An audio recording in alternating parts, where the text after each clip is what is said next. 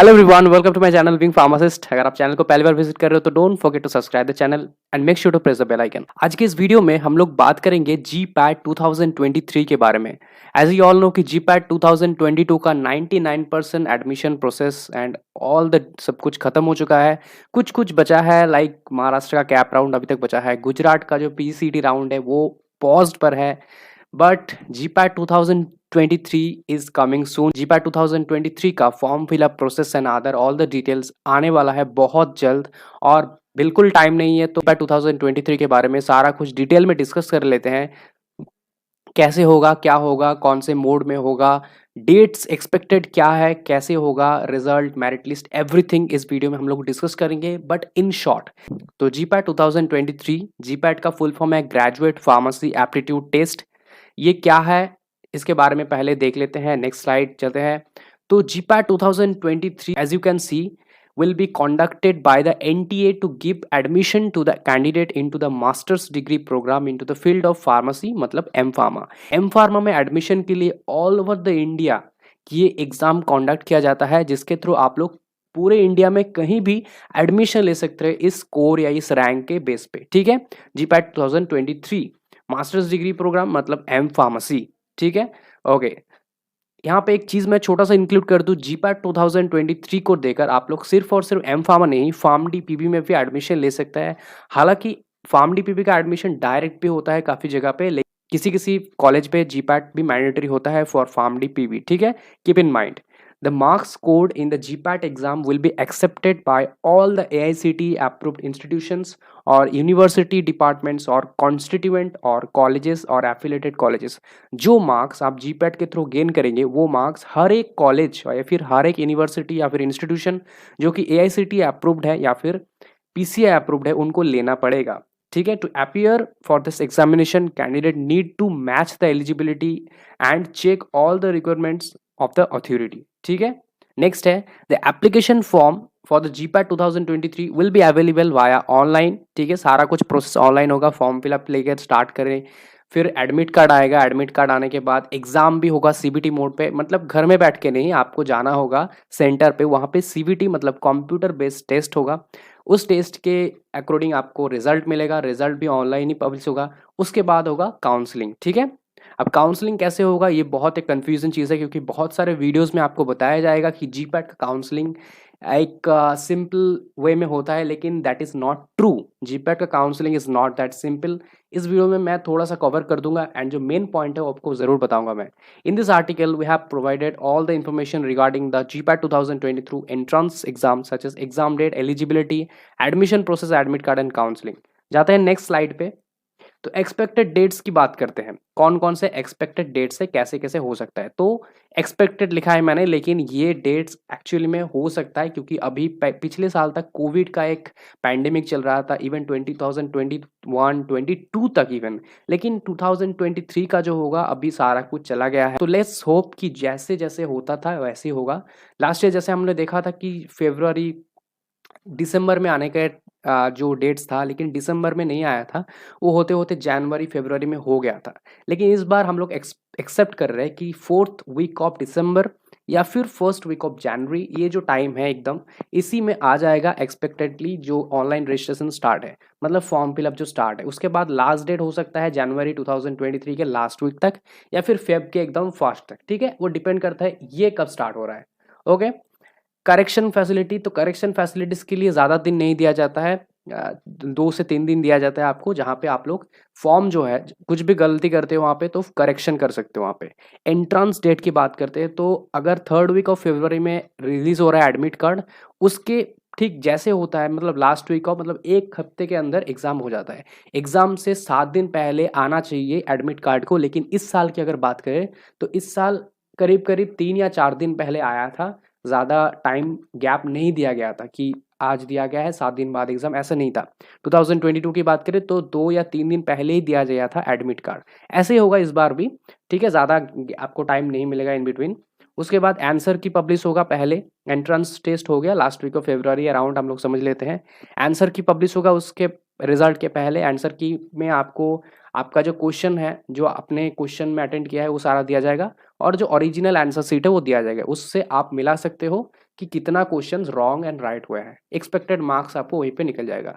फिर आता है रिजल्ट, ठीक है। रिजल्ट मतलब आपको एक स्कोर कार्ड दिया जाएगा जो डाउनलोड कर सकते हो आप एनटीए के वेबसाइट से, जिस स्कोर कार्ड पे आपका स्कोर, ठीक है, आपका मार्क्स, दो होते हैं, एक होता है एनटीए स्कोर जो कि 100 में होता है, एक होता है मार्क्स, ठीक है, और एक होता है रैंक। ये तीन आपको दिया जाएगा, यही मेन है। ये जब हो गया उसके बाद हम लोग बाकी के जाएंगे, लेकिन उससे पहले फीस देख लेते हैं। तो फीस जनरल वालों के लिए जो होता है 2000 होते हैं, एंड बात करें फीमेल ट्रांसजेंडर या जो ईडब्ल्यूएस कैटेगरी है, ओबीसी एनसीएल है, एसटी पीडब्ल्यूडी, इन सभी के लिए जो फीस है वो है, इन सभी के लिए जो फीस है वो है 1000, ठीक है, और बाकी के लिए है 2000।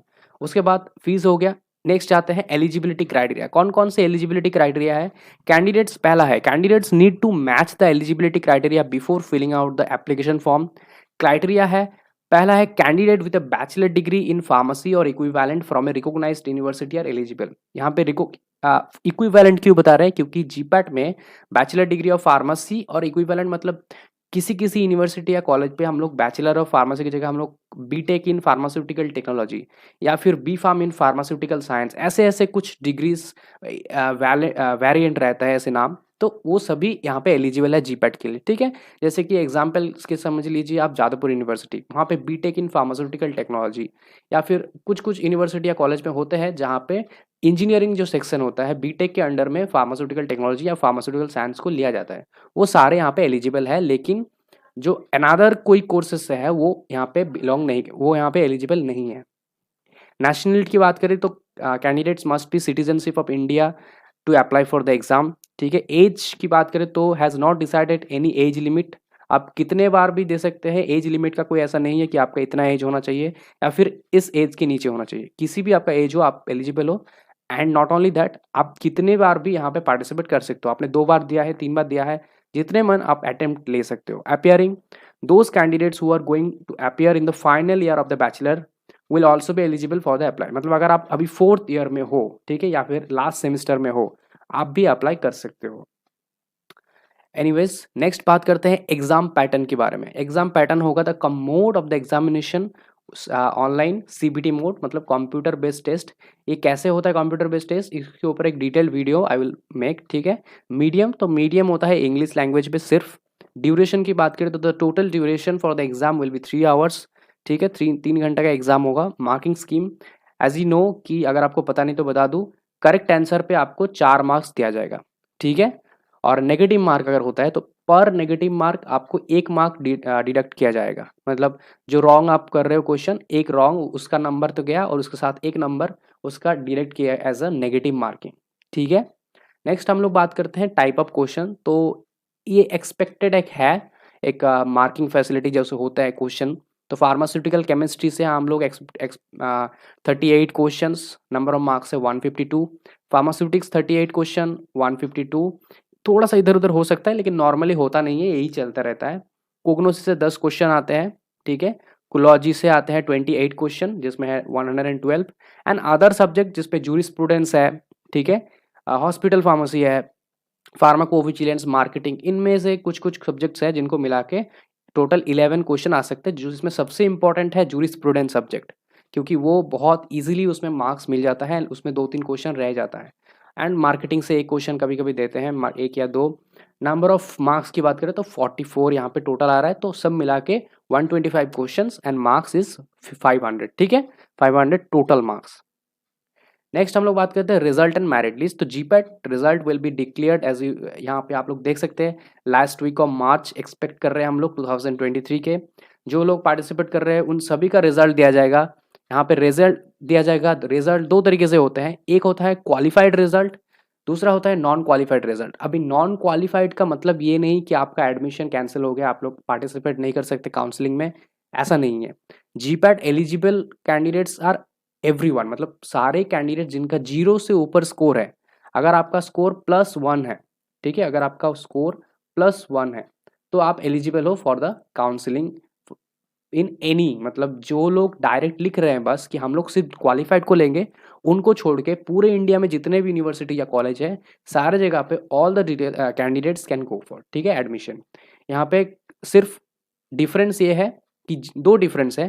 पहला तो है जो जीपैट क्वालिफाइड स्टूडेंट्स होंगे उनको एक स्टाइपेंड मिलने वाला है जी AICTE की तरफ से, जो कि 12,400 का है, जो कि इंक्रीज हो सकता है थोड़ा सा इस साल एज एक्सपेक्टेड। एंड दूसरा एक अनदर फैसिलिटी है कि जीपैट क्वालिफाइड स्टूडेंट्स को सबसे पहले लिया जाएगा किसी भी यूनिवर्सिटी या कॉलेज में, इंडिया के कोई भी हो, वो प्राइवेट कॉलेज हो, गवर्नमेंट कॉलेज हो, यूनिवर्सिटीज हो, पहले जीपैट क्वालिफाइड्स को मैंडेटरी है लिया जाएगा, ठीक है। Next, the candidates are required to enter the roll number etcetera etcetera, ये उतना इंपॉर्टेंट नहीं है। आपको एक ऑल इंडिया रैंक दिया जाएगा, ठीक है, और एक स्कोर दिया जाएगा और एक मार्क्स दिया जाएगा। नेक्स्ट हम लोग बात करते हैं काउंसलिंग का। तो यहाँ पे सबसे ज़्यादा ट्विस्ट है, ठीक है। बहुत सारे वीडियोस बता रहे हैं कि जीपैट का कोई काउंसलिंग होता है कोई वेबसाइट के थ्रू, जहाँ पे आप लोग एक सेंट्रलाइज्ड एडमिशन, मतलब सेंट्रलाइज्ड काउंसलिंग होता है, जहाँ पे आप लोग पार्टिसिपेट करोगे, जीपैट का स्कोर डालोगे और आप पूरे इंडिया के जितने कॉलेजेस सारे डाल सकते हो। तो ये बिल्कुल एक रॉन्ग एक लाइन है, बिल्कुल रॉन्ग इन्फॉर्मेशन है, क्योंकि कोई भी ऐसा वीडियो में बताए तो आप बिल्कुल इसको ट्रस्ट मत करो, क्योंकि जीपैट का कोई डायरेक्ट काउंसलिंग नहीं होता, कोई सेंट्रलाइज्ड एडमिशन या फिर सेंट्रलाइज्ड काउंसलिंग नहीं होता जो कि एनटीए या फिर जीपैट ऑर्गेनाइज करता है, ऐसा बिल्कुल नहीं होता। जैसे कि जी मेन, नीट, इनमें होता है, लेकिन जीपैट का ऐसा कुछ नहीं होता। जैसे कि मैंने यहाँ पे लिखा है, there will be no centralised admission और centralised counselling organised by NTA for qualified candidates. The GPAT counseling process will be conducted by every participating institute individually, ठीक है।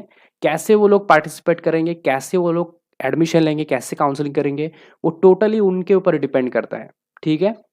वो उनके अलग एग्जाम ले सकते हैं जिनमें आपको पार्टिसिपेट करना होगा, जैसे कि JSS CT, BBCT for Poona college of pharmacy. इसके साथ साथ कुछ और एग्जाम्स है, कुछ यूनिवर्सिटी डायरेक्ट एडमिशन लेंगे, फॉर्म फिलअप करो एंड आपका जीपैट के बेस पे मेरिट लिस्ट निकलेगा, और कोई एग्जाम लेंगे, ठीक है। दो तरीके से हो सकता है। It will be regulated through online और offline mode as decided by the respective authority. यहाँ पे जीपैट या फिर एनटी का कोई काम नहीं है, उनका काम है बस आपका एग्जाम लेना और आपको एक रिजल्ट देना, ठीक है। जैसे कि CBT PG का है एंड अनदर जितने भी है सारे। महाराष्ट्र का काउंसलिंग, जैसे महाराष्ट्र का जो काउंसलिंग होता है, सभी सोचते हैं कि वो जीपैट का काउंसलिंग है। महाराष्ट्र का काउंसलिंग MSCT के थ्रू और जीपैट का काउंसलिंग डिफरेंट है, वो सिर्फ महाराष्ट्र के कॉलेजेस के लिए, ना कि पूरे इंडिया के कॉलेजेस के लिए, ठीक है। The candidates will able to participate in the counselling procedure according to their rank and etcetera. यहाँ पे काम नहीं है, कोई अलग से एक सिंगल वेबसाइट नहीं है, अलग अलग होगा। कैसे होगा, कब होगा, सारे यूनिवर्सिटीज़ का मैं डालता रहूँगा 2023 के लिए, जैसे कि 2020 के लिए मैंने सारा कुछ दिया है, ठीक है। So don't worry about that, just channel को सब्सक्राइब कर दो, दैट इज़ एनफ। नेक्स्ट हम लोग बात करेंगे कुछ प्रिपरेशन टिप्स, क्योंकि अभी मैक्सिमम अगर आप समझ ले कि 3 महीने हैं अभी, नवंबर पूरा है, दिसंबर पूरा है, जनवरी पूरा है। एक्सपेक्ट कर रहे हैं हम लोग कि फरवरी में एग्जाम हो या फिर मार्च में भी अगर हो, लेकिन तब भी हम लोग यहाँ पे 3 महीने ही लेते हैं, 3 से 3.5 महीने, क्योंकि एक सेफ्टी के लिए हम लोग 3 महीने ले लेते हैं यहाँ पे। तो प्रिपरेशन टिप्स कुछ यहाँ पे देख लेते हैं। पहला है कि go through the whole syllabus and exam pattern of the GPAT 2023।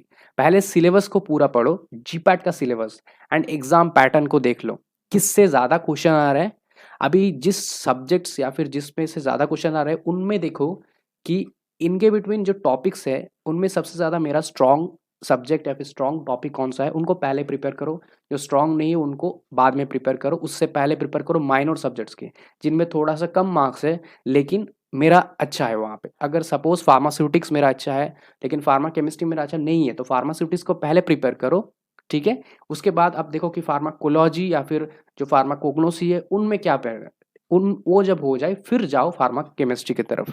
Do regular practice exams, ठीक है, क्योंकि ज़्यादा टाइम नहीं, तो एग्जाम्स पे ज़्यादा फोकस करो, प्रैक्टिस सेट्स पे ज़्यादा फोकस करो। ऑनलाइन हो ऑफलाइन हो कोई फ़र्क नहीं पड़ता, जितने प्रैक्टिस करोगे, जितने रॉन्ग होगे, उतना याद रहेगा। जो क्वेश्चन रॉन्ग होता है वो हमेशा के लिए याद रह जाता है कि यहाँ पे मैंने ये रॉन्ग किया था, ठीक है। एग्जाम्स अटेंड करो, क्लासेस लो, जो भी है, एंड क्रिएट। अगर आपको कुछ टिप्स चाहिए जीपैट के बारे में, लाइक स्पेशल टिप्स, कुछ स्पेशल बुक्स जो एकदम लास्ट मिनट के लिए, या फिर कुछ स्पेशल टिप्स, तो आप मुझे मैसेज कर सकते हो इंस्टाग्राम पे, एंड व्हाट्सएप पे भी मैसेज कर सकते हो। प्रेफरेबली आप व्हाट्सएप ग्रुप पे ऐड हो जाओ एंड व्हाट्सएप पे आप मुझे मैसेज कर सकते हो, ठीक है। इंडिविजुअल अगर कोई आपको टिप्स चाहिए, create your study format and this is totally free. मैं ऐसे कोई पेड नहीं बोल रहा हूँ कि आपको कोई पैसे वैसे देना होगा मेरे से टिप्स लेने के लिए, नथिंग लाइक दैट। आप बस फ्रीली मुझे मैसेज करो, कोई भी टिप्स, ठीक है? मतलब एक स्टडी फॉर्मेट अपना पर्सनल बनाओ, कोई टीचर आपको बोले या फिर कोई सीनियर आपको बोले उसको फॉलो मत करो, अपना स्टडी फॉर्मेट खुद बनाओ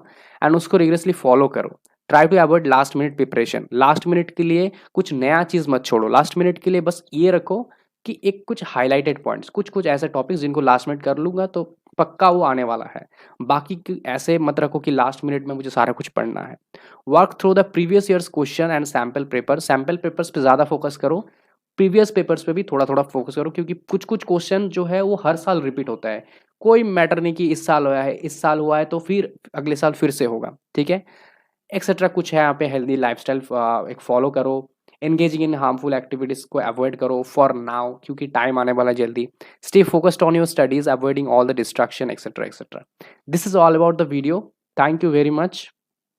एंड अगर आपको ये वीडियो पसंद आया है तो वीडियो को लाइक करो, कमेंट करो, शेयर करो। एंड जितने भी स्टूडेंट्स आप देख रहे हो वो रिपीटेड बैच के हो या फिर नए हो, फोर्थ ईयर या फिर थर्ड ईयर के भी कैंडिडेट्स हो, सबसे मेरा रिक्वेस्ट है चैनल को सब्सक्राइब कर दो, क्योंकि इसी चैनल पे आपको इंडिया के पूरे GPAT, NIPER and another exams with that सारे एडमिशन रिलेटेड डिटेल्स आपको मिलते रहेंगे। Thank you very much.